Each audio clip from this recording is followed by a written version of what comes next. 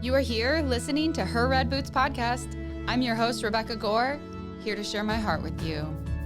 Let's do this.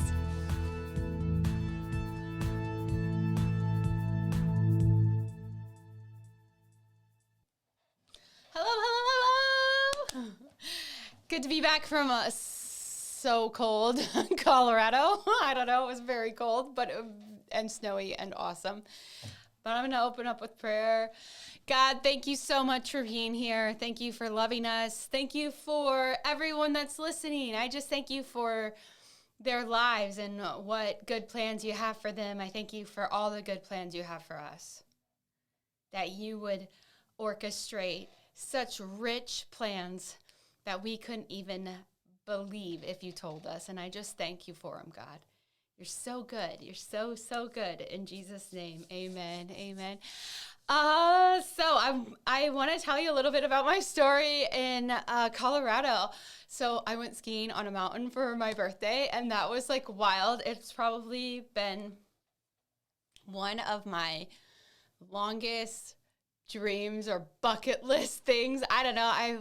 I've learned to ski just like probably in the last 3 or 4 years, but before that I had like really wanted to learn how to ski and wanted to ski, and just the door didn't open, and then the door opened and I got to learn how.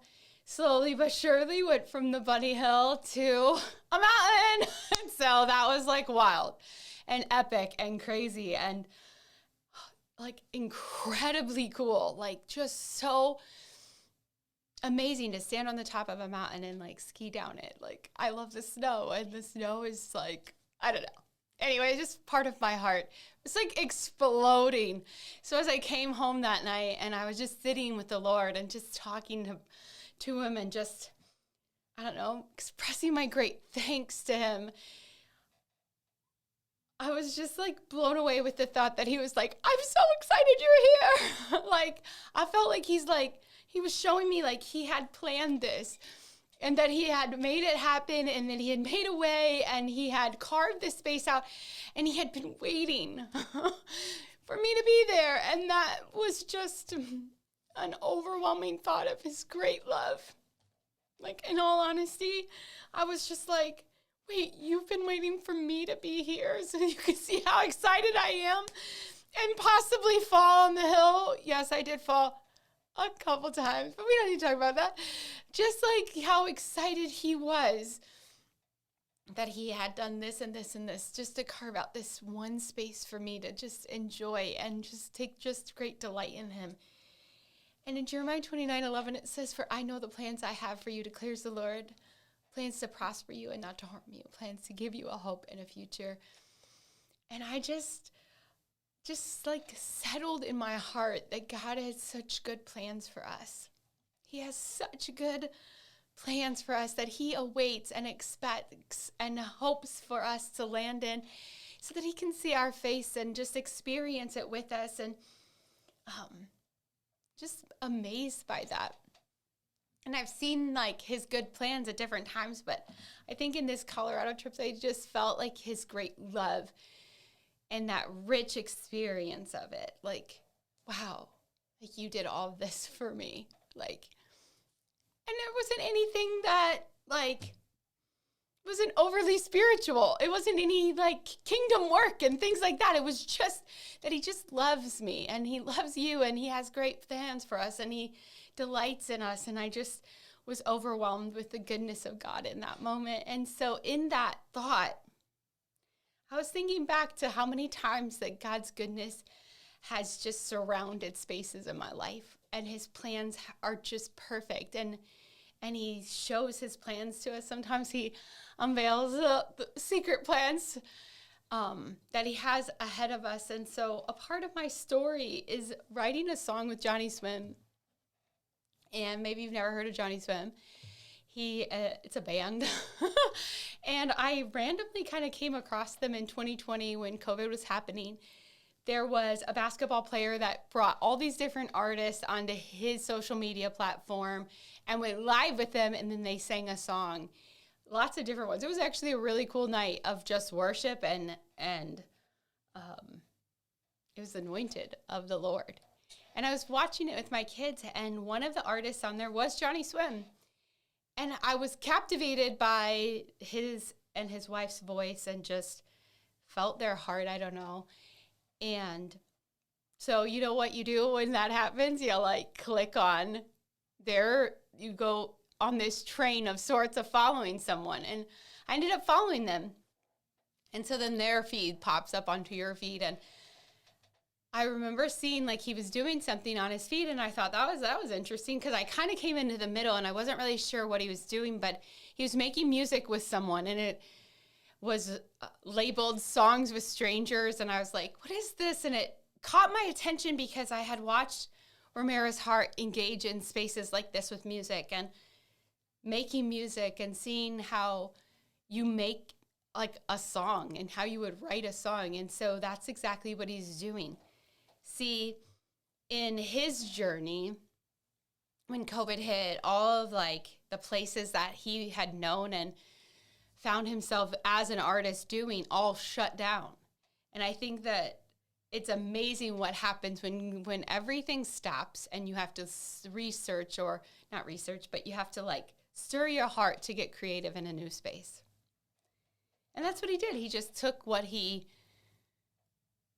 did and he brought it into a different platform. And the platform is the one I found myself on. And like just seeing that he was like, all right, well, we're going to use what we've got. We're in our house and we can't go anywhere. We can't do anything, but we still want to make music. And so on his platform, he did this thing that was called Songs with Strangers. And so he randomly would pick someone that was on the live feed, and then he would take 24 hours and write a song with them, produce it, and release it.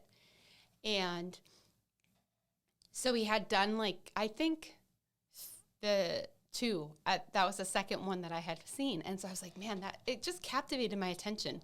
I was just drawn in.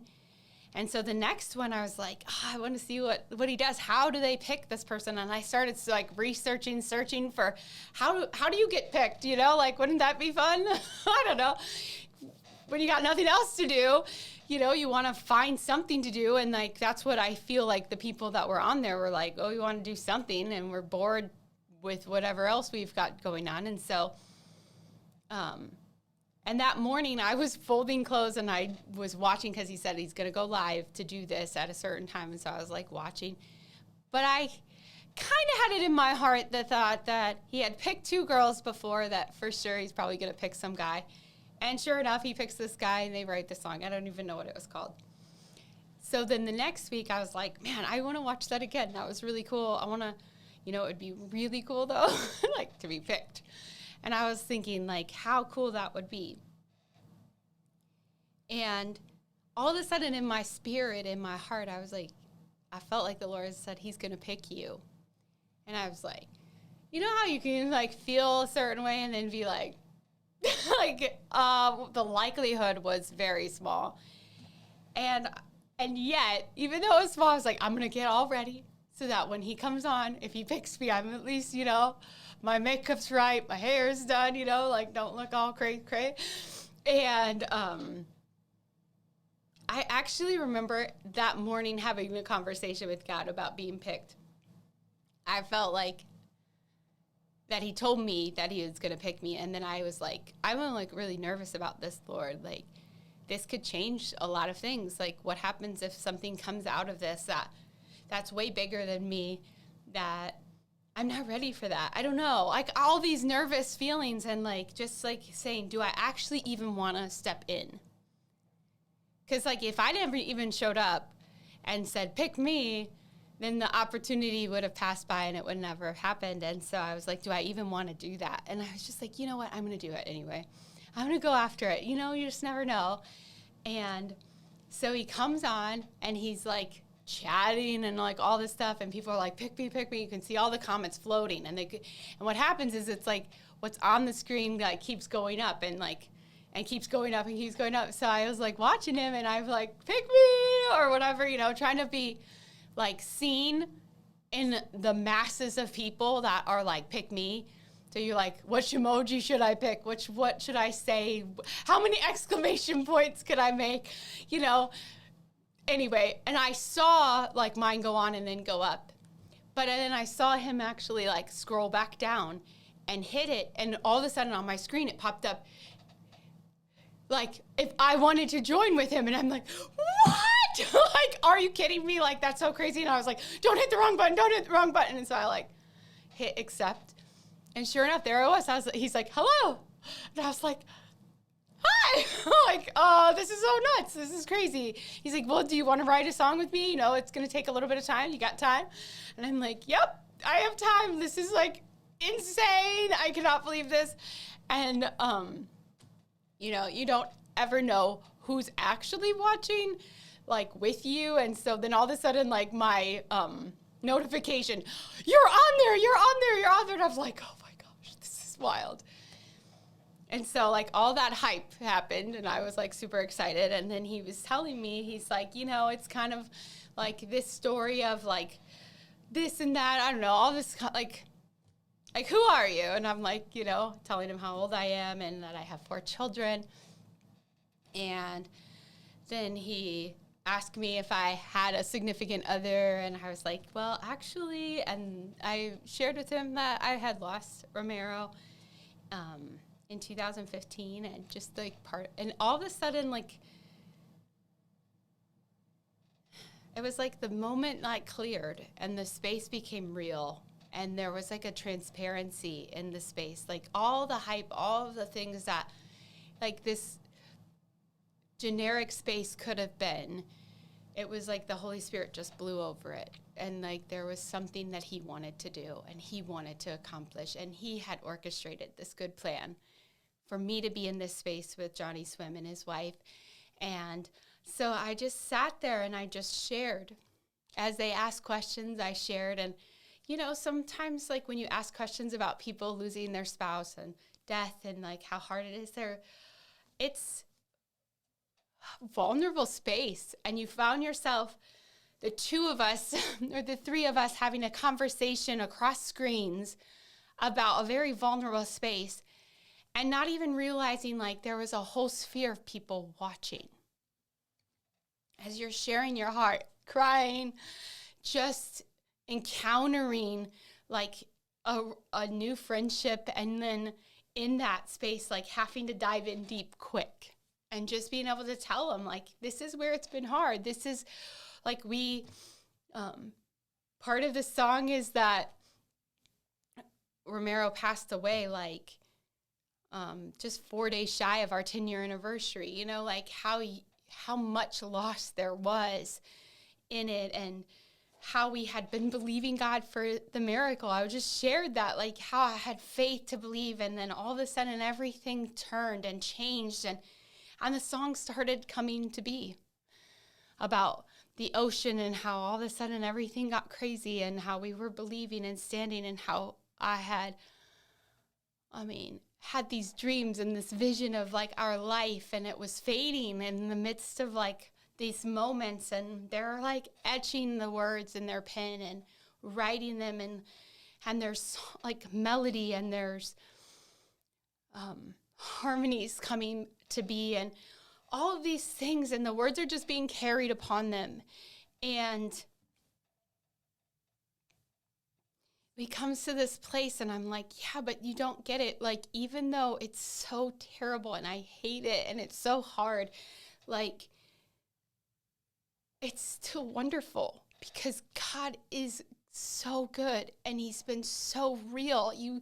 Like, I wanted to like jump through the screen and just tell him like how God had just met me and how he'd been with me and how he made like such a messy situation so rich and full of him.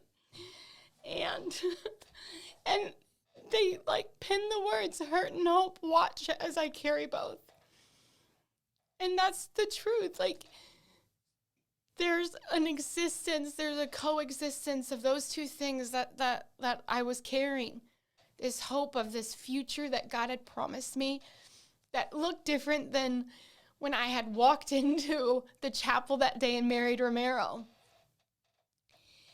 And the hurt, just like together, yet I can see how God can create and turn and make everything so wonderful. And so it is. And as I was sharing my experience and they were writing the words and even to the end, it, like the richness of the beauty of like that even in death doesn't mean that God can't redeem and bring forth life.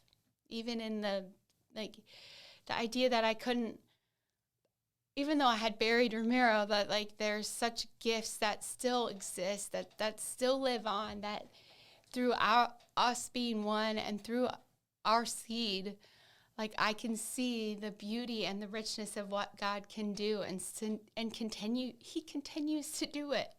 I'm always amazed at how he's working and establishing and doing things that I didn't even think possible. I mean, even in my mind's eye, if you would have told me that I would have written a song with Johnny Swim, made music with him, like, I don't think I would have ever thought that to be possible. Like, even that I could even do it, let alone be chosen. And the craziest thing is, or one of the pieces of the story that I just love how God is so on top of you being seen, even when you're in the midst of a large crowd, like he still sees you. It's the fact that when Johnny Swim was picking me, he had went in that day and he said, you know what, I'm going to pick an African-American guy to do a song with. So he's looking for someone as he's filtering through all the people saying, pick me, pick me, pick me. And as he passed me, in his heart, he said, I got to go back and I'm going to pick her. And he actually told me that, like, and he's like, I think he was dumbfounded by the fact that in his heart, his desire was to write a song with an African-American. And he's like, you know, it's so crazy because that's who I'm writing a song about. He's an African-American guy. And I just like, God knows exactly where you're at. He knows how to make you seen when there's thousands of people next to you. Like, he's so good at orchestrating things in your life and planning them and purposely doing that. And that's the thing is like in the good plans that he has for you, like epic, writing a song with them, making this song, having it, treasure, crazy, wild, right? Yet it goes so much beyond just me having this like, whoa moment and this crazy experience and this good song that I can carry and treasure for myself and my children.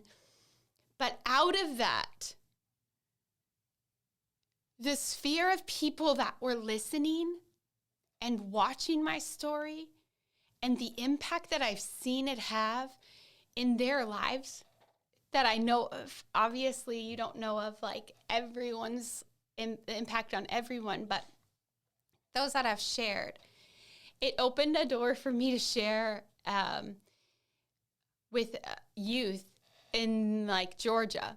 There was a youth pastor watching, and he's like, I want you to come and share part of your story with my youth. And that door opened. And then I got testimony of a different person, and she said, you know, I almost walked away from Jesus, but your story made me come back and realize like how good he is and how wonderful he is and how I don't want to walk away. And I'm just like, God, that's it. Like if no one else got impacted, if nothing else, even if the song went to the busted and didn't ever come about, like for someone's heart to come back towards Jesus was like, God, thank you for using my story to be that for somebody else. Even, it's amazing what God can do, because even years later, there was a couple that was watching the story, and I didn't know they were watching it at all, and I didn't know anything about them. And they actually wrote this like thing, and they tagged me in it, and so I went and looked at it on social media, and I was like, whoa, who are these people? And in their story, a year, maybe it was a little less than a year, one of their really good friends passed away. And they said, your story impacted us so much that it carried us through that loss. And I'm like, God, thank you. You know, there's something to be said about who God is and how how he can work and the intricacies and the details that he works are so wonderful. And I think actually at the end of the writing of this song, Johnny Swim and his wife were like, so what do you think of the song? And I'm like, it's really cool. Like, it was really cool. It was really about Romero and I, and our story. But I'm like, I mean, I love it, but it's really not about me and about how cool I am or what I did. It's just that God is so wonderful. And I'm just sharing this like that it's him that makes it wonderful, and that all I did was lean in, and when I leaned in, he was there. And I said that, and nothing in the song changed. And as the progress of the song was going forward, I didn't stay on live the whole time, and then I'd come back and pop on and then different things. But Johnny Swim took that clip that I shared about how God was the reason it was still wonderful, and he put it and pasted it right at the end of the song so that everyone can hear that this is nothing to do with Becca and nothing to do with my ability or who I am, but it's only because of him. And all I had to do was lean in, and he was there. And I think, actually, I know that that's the truth, that God is so wonderful, that he orders our steps, that he has such good plans for us, that he can move heaven and he can move earth. He can take a horrible year like COVID and create out of it such beautiful moments that speak and testify of his goodness for years to come, because the song exists. It's on Spotify. You can listen to it. You can listen to it on YouTube. You can actually watch, if you want, you can watch the whole thing. It's like a whole video on YouTube of creating and writing the song and what God did and how it looks and what it felt like. You can see it. I've watched pieces of it, just seeing what the Lord had done in one moment of time. And that's what he has for you. When you look into your today, whatever your today is, that he has good plans, amazing plans, plans that far exceed what you could think or imagine, and allowing him space and letting your heart be stirred and going after it, showing up, just being like, hey, it might happen. This could be epic if it happens. Just show up and try. Go after things that you didn't think were possible, but really just know his heart for you.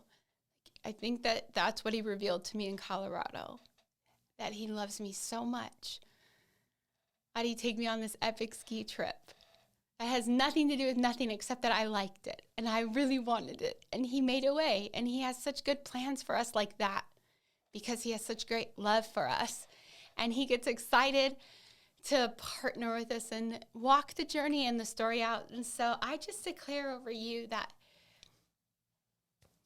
his good plans would be made known to you, that you would walk in the goodness of God all the days of your life, that you would see it and experience it, and that you would be able to step back and say, wow, God, my mind is blown with how good you've been to me, because he's so good. So I just bless you, my friends. I hope that you do have an amazing day, and I'll see you later.